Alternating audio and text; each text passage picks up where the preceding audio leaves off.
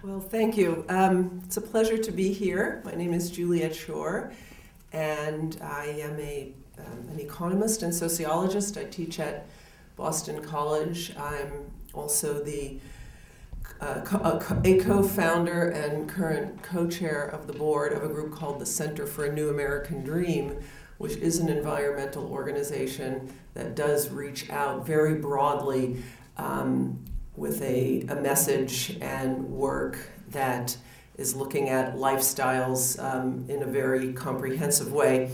I also can't help but mention that I am a Wesleyan graduate, and driving down here this morning, I was asked to speak today on what would the impact of a carbon tax be on our larger lifestyles, on how we live more generally, not just on sort of energy use in a narrow way.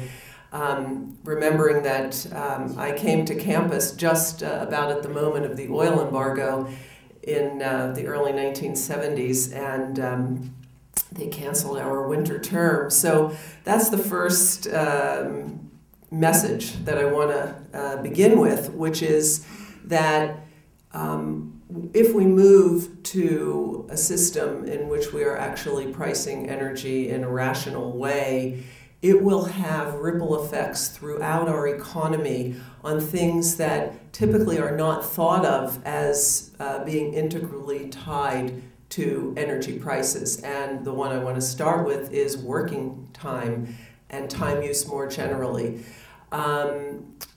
The existence of an artificially cheap energy system leads to an economy which grows too rapidly relative to what it would be if we had efficient pricing and full cost pricing. And it also means that people work more hours than they would in an economy with a different kind of pricing structure. We're taking more of our productivity growth in the form of increases in output rather than declines in leisure time. And this is a really important thing that's happened in the United States. One of the big differences with Europe is not only that we have artificially low energy prices here, but also that we work many more hours. And a real divergence opened up just about at that time. That is right around the time of the oil embargo, because Europe decided to go in a different direction, to price energy differently, to tax energy, to go to an energy efficient system. And one of the impacts of that was that they remained on a trajectory that actually the US had been on along with the Europeans for 100 years before that, of declining hours of work.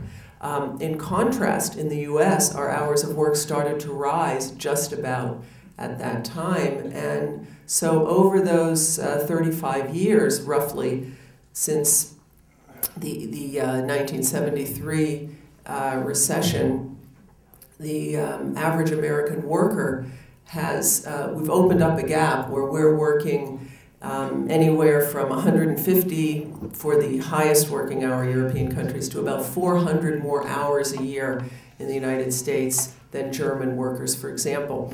If we were to get back on that path of declining hours that we'd been on for a century before, we would probably, well, the estimates are that we would have up to a 20% decline. Did I lose my mic? Yeah. Up to a 20% decline in energy use in this country just as a result, no price changes, but just as a result of that change in hours of work. So we also know that shorter hours of work reduce ecological footprint, they reduce energy use, they reduce carbon emissions.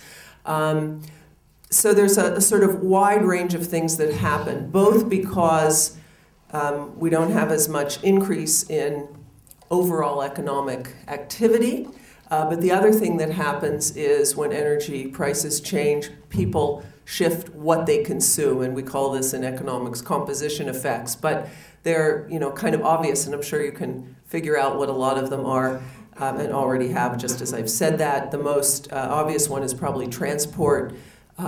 With higher energy prices, people switch to less carbon-intensive forms of transport. They tend to slow down in terms of their transport options. But it turns out from an increasing body of research that we have now that people do lots of other things too. The houses that they buy are smaller.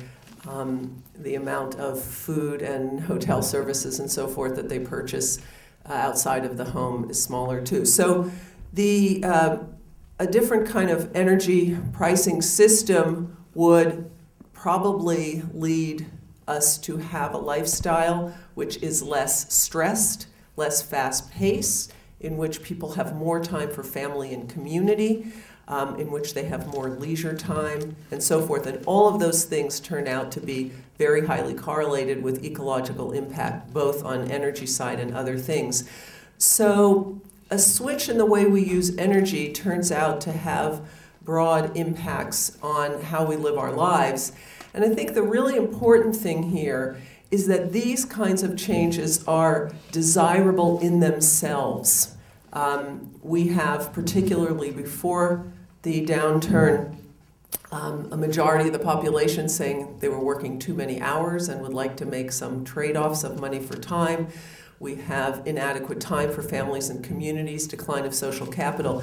So this is one of the key sort of areas that we can reach out beyond the traditional environmental movement to people who are working on these quality of life issues, on the consumer culture issues. I'm also part of a group called Commercial Alert, which tries to fight the commercialization of our culture.